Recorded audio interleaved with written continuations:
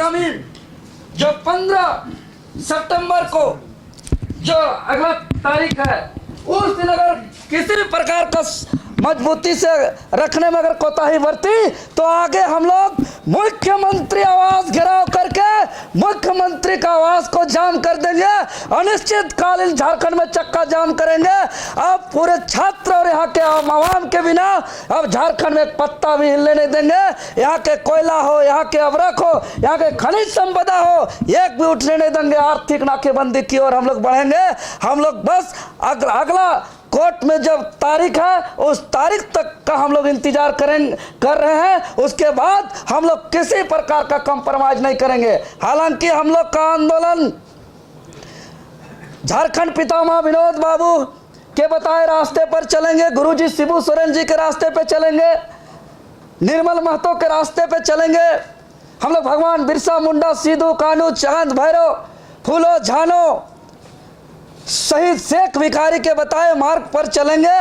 और हम लोग इस बार किसी भी प्रकार से हम लोग कोताही नहीं करेंगे और पूरी तरीके से रिफॉर्म कराएंगे। और इस बात का गारंटी लेंगे कि अगर 45 परीक्षाओं पर एक्शन हुआ है तो सीआईडी जांच रिपोर्ट के आधार पर हुआ है, मंत्रियों का बयान भी आया है, गड़बड़ी हुई है तो गड़बड़ी का कार्रवाई होना चाहिए। और भविष्य में जितना भी परीक्षा होगा हम लोग सरकार से गारंटी लेंगे कि सरकार भविष्य में गारंटी दे कि कभी भी झारखंड में पेपर लीक नहीं होगा। सरकार से गारंटी लेंगे कि गारंटी दे कि भविष्य में कभी भी भर्ती प्रक्रिया में धांधली नहीं होगी, कभी भी भविष्य में जो पैरवी से नौकरी नहीं होगा।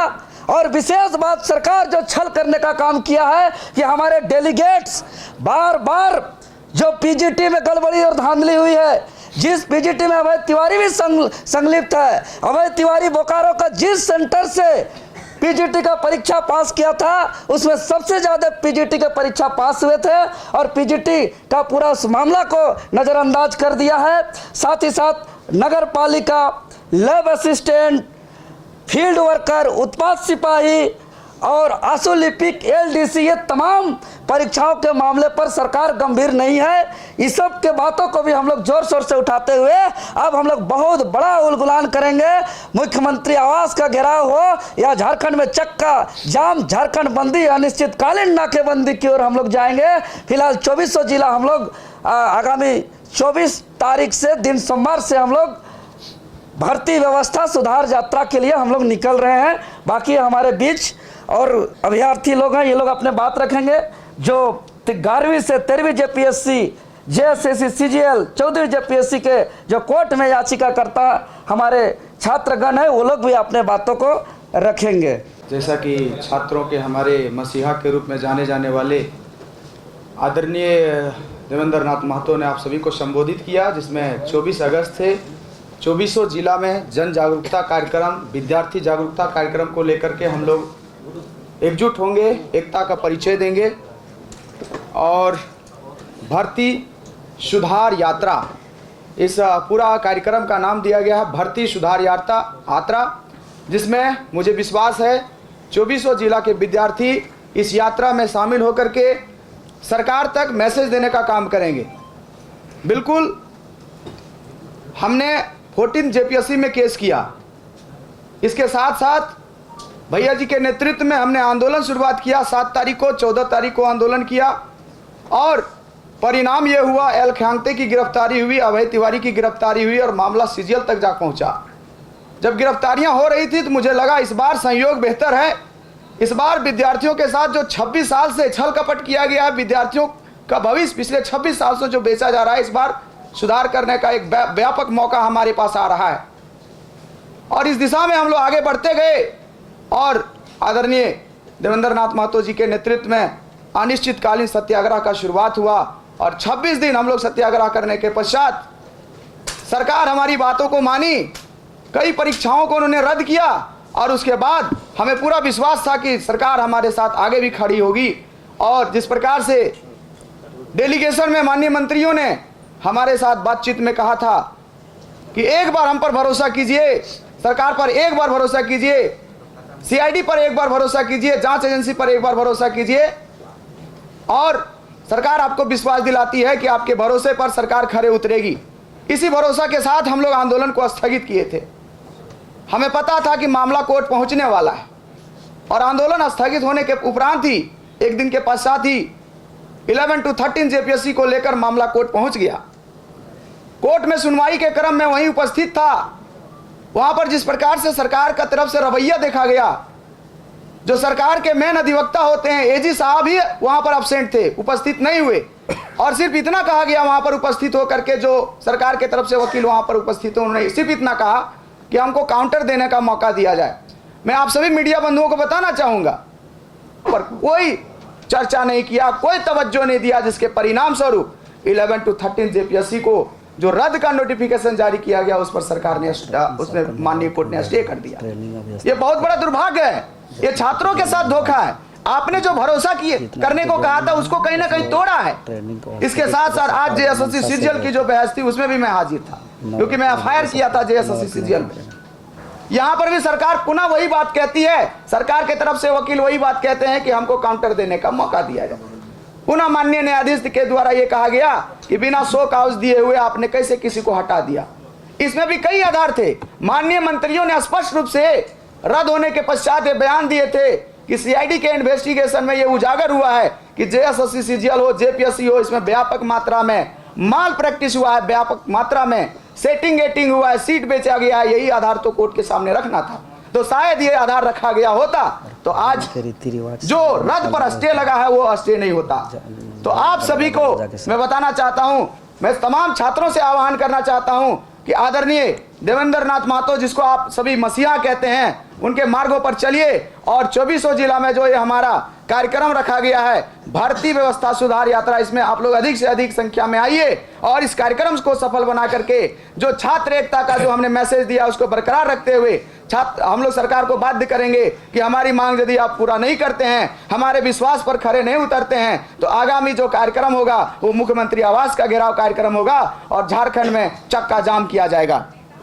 धन्यवाद। मैं बताना चाहता हूं कि छात्रों की समस्या के लिए जो हम लोगों ने लड़ाई लड़ी है, सरकार ने हमसे कुछ समय मांगा है, कुछ वक्त मांगा है और उसको ठीक करने का समय मांगा है। तो हम लोग जाहिर सी बात है कि हम लोग कुछ समय देना हम लोग का भी कर्तव्य बनता है। हम लोग कुछ दिन समय दिए हैं सरकार को और माननीय झारखंड सरकार के माननीय मुख्यमंत्री श्री हेमंत सोरेन से भी आग्रह करेंगे कि जो आप जो वचन दिए हैं उसको निभाएंगे, क्योंकि अभी हमारे सभी छात्र पढ़ाई के लिए सब वापस निकल गए हैं और अपने अपने गृह जिले पहुंच गए हैं और वो पढ़ाई कर रहे हैं। और हम छात्रों से भी आग्रह करेंगे कि यूट्यूब देख के किसी के भ्रमित वीडियो से आप ना आए। हम लोग चूँकि प्रेस कॉन्फ्रेंस करते हैं और जो मीडिया बंधु हैं उनके माध्यम से हम आपको जानकारी देंगे।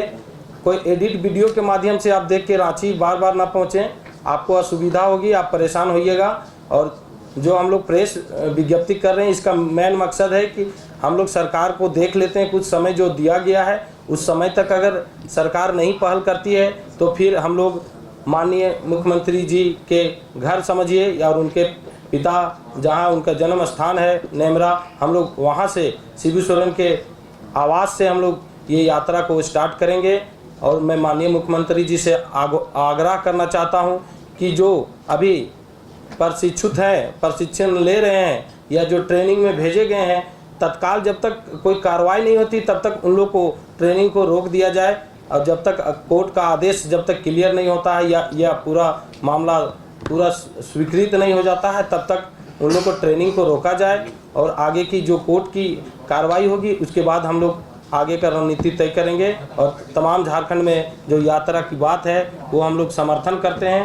पूरे जेपीएससी जेएसएससी अभ्यर्थी न्याय मंच हर कदम पर छात्रों के साथ है और साथ रहेगा। और तमाम छात्र अपने पढ़ाई पर ध्यान दें, इधर उधर अभी ये ना करें। व्यवस्था कुछ गड़बड़ अभी है, कुछ लोग बयानबाजी कर रहे हैं, मगर आप अभी पढ़ाई पर ध्यान दें और छात्रों को यही कहेंगे कि आप अभी पढ़ें और बाकी लड़ाई जो जारी रहेगी हम लोग के। हम लोग का छात्र का हर आंदोलन को समर्थन है और आगे भी रहेगा।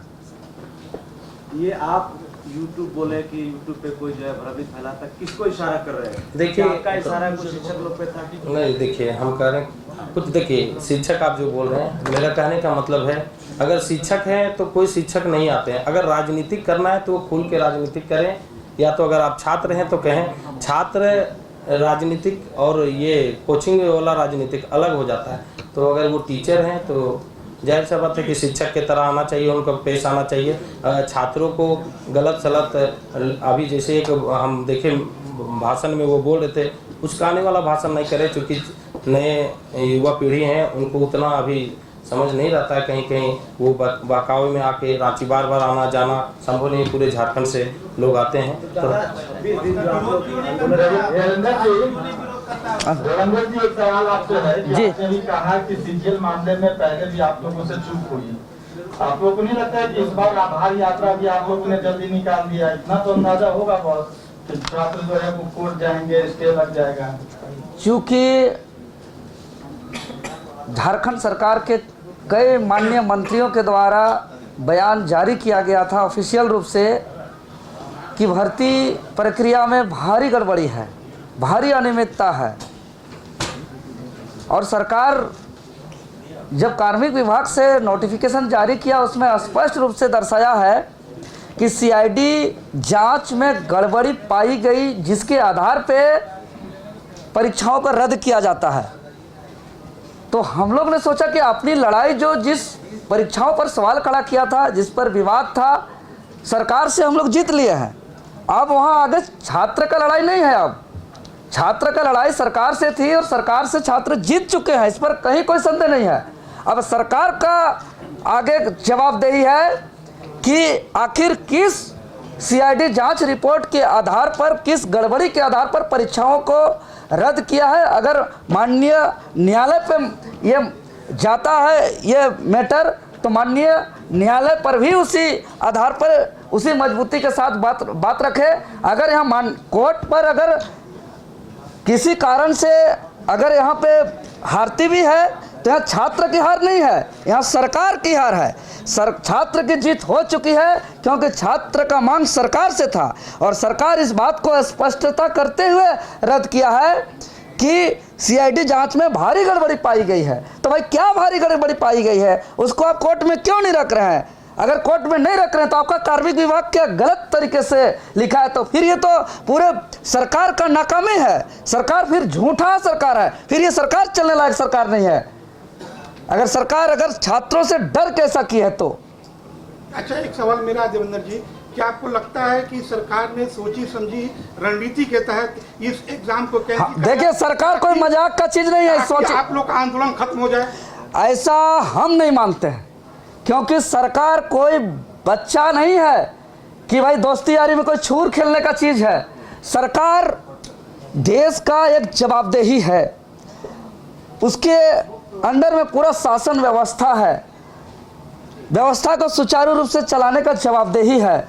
अगर सरकार एक प्रोटेस्ट को सिर्फ कमजोर करने के लिए इतना बड़ा झूठ और इतना बड़ा डिसीजन, तो ऐसे सरकार को झारखंड में जरूरत नहीं है, ऐसे सरकार का बिल्कुल आवश्यकता नहीं है।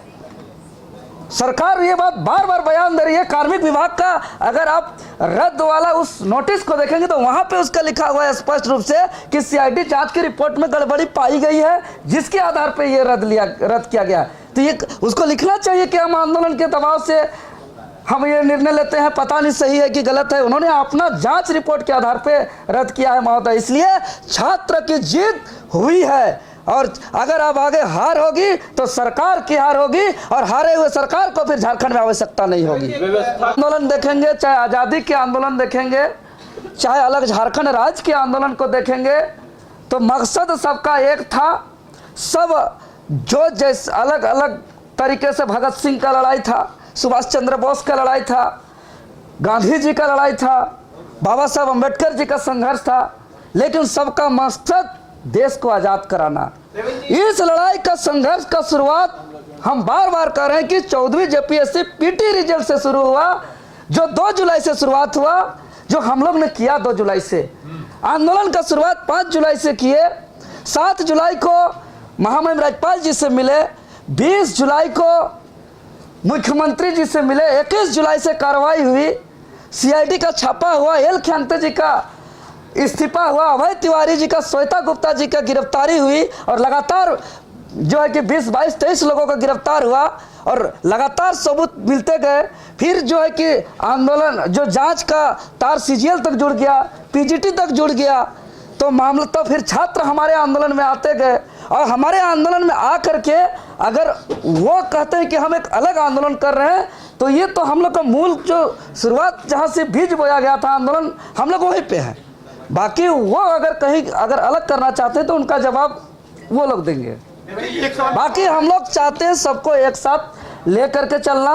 हम लोग एकजुटता से ही हम लोग इस लड़ाई को अंजाम तक पहुंचा सकते हैं। एक सवाल मेरा और है, ये जब हाईकोर्ट ने जब स्टे लगाया तो मैं उन लोगों कुछ लोगों ने कहा कि कुछ लोग जो हैं वो राजनीति कर रहे हैं, और जो लोग राजनीति कर रहे हैं उनसे आप जाके अरे कौन राजनीति का बात और क्या राजनीति का बात कि क्या कभी जेपीएससी का जेसी का एग्जाम दिया? अरे क्या एक बात करते हैं, यही तो हम सुनना चाहते हैं।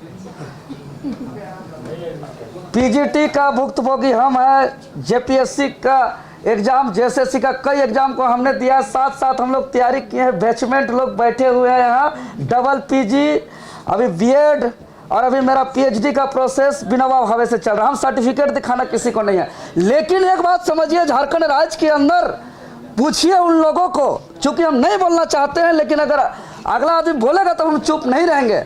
वो 28 जनवरी 2024 का वो तारीख, यही सीजीएल का मामला जो पेपर लीक हुआ था, जब हमारे हाथ में सबूत था, जेएसएससी कार्यालय के समक्ष संकल्प लिए थे कि यही आंदोलन स्थल से हम पीछे नहीं हटेंगे जब तक जेएसएससी अपना आधिकारिक नोटिस अपने वेबसाइट पर रद्द का नोटिस जारी नहीं करता है, और हम पीछे नहीं हटे।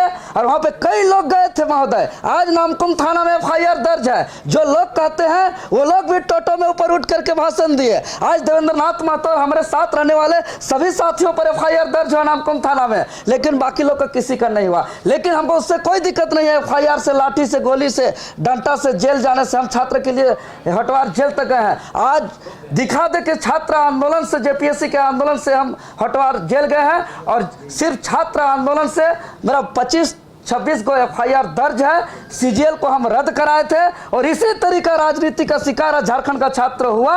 अन्यथा सीजीएल का मैटर 26 सितंबर 2024 को ही खत्म हो जाता, उसी दिन रद्द हो जाता। पूरे राज्य के लाखों युवा जेएसएससी कार्यालय पहुंचे थे।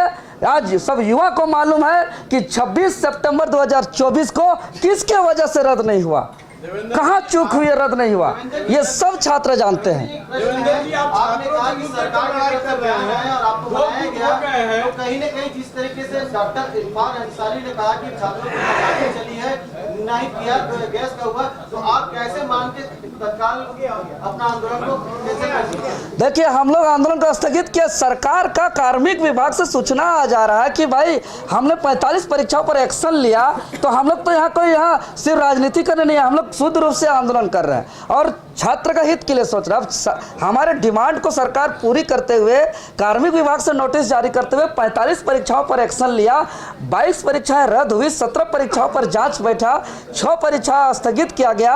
अब छात्र सरकार का आधिकारिक सूचना नोटिस को अगर विश्वास नहीं करेंगे तो क्या करेंगे, कहाँ जाएंगे? तो क्या आप डॉक्टर इरफान अंसारी के बयान से कितना इत्तेफाक रखते हैं? देखिए, उनका बयान झारखंड के छात्र और आम जनता सीरियस नहीं लेते हैं।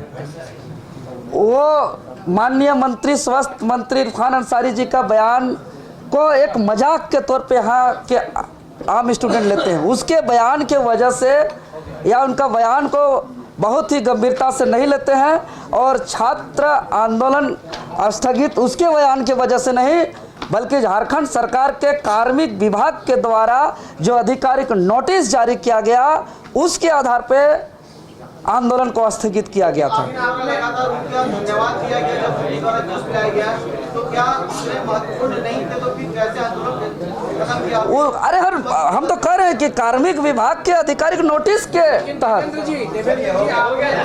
आपने तो गंभीरता से नहीं लिया था, उन्हीं का हाथों आपने जूस में किया, तो आपने तो गंभीरता से लिया उनको। देखिए, हम कह रहे हैं कि देखिए, आप गंभीरता से ले चाहे नहीं, राज्य के स्वास्थ्य मंत्री है, इससे इनकार नहीं कर सकते हैं। झारखंड सरकार के मंत्री का सरकार का हिस्सा है, इससे इनकार नहीं कर सकते हैं। हमने कोई बच्चा से भी अपना अनशन तोड़ सकता था, कोई आम नागरिक से भी अपना अनशन तोड़ सकता था। हम अनशन किससे तोड़े उससे ज़्यादा महत्वपूर्ण है किस समय तोड़े और क्यों तोड़े। हमने तोड़ा है कि कार्मिक विभाग के जो आधिकारिक सूचना जारी करते हुए परीक्षाओं पर एक्शन हुआ, उसकी वजह से हम अपना अनशन को ब्रेक किए।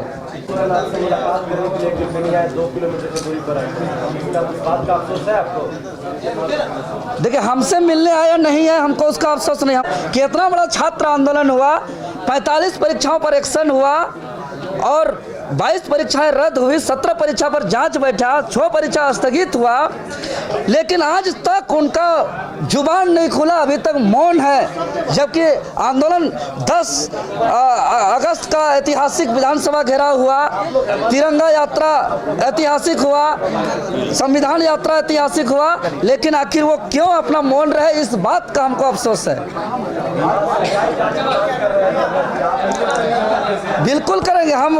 अगला जो माननीय हाईकोर्ट जो समय दिया है, अगला जो तारीख है, उसके बाद हम लोग तो कह रहे हैं कि फिर क्या जो हम लोग का डिसीजन होगा फिर हम लोग आप लोग को बता देंगे।